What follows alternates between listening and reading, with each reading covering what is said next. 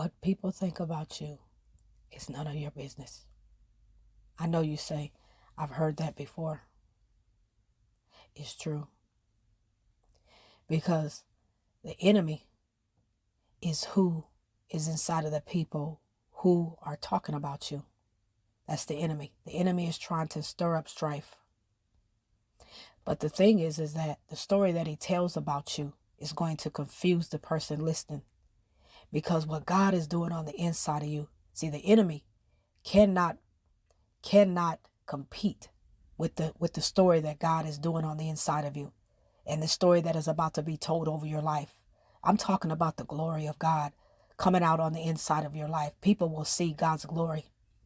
The enemy will be telling people this and that about you. But what the people will be seeing is the opposite. You see, the enemy can't keep his story straight.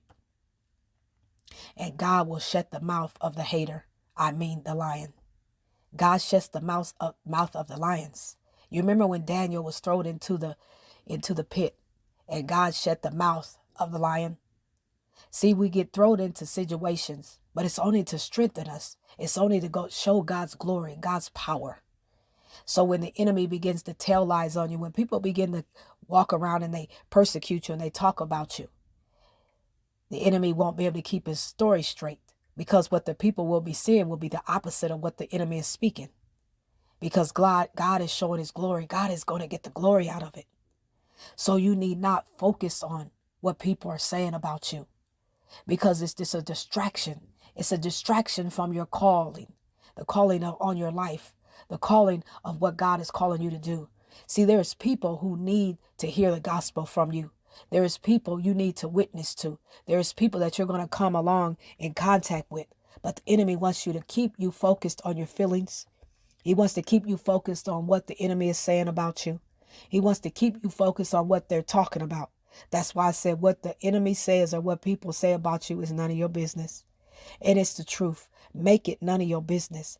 Keep walking. Keep doing the things that God has called you to do. Don't focus on the naysayers.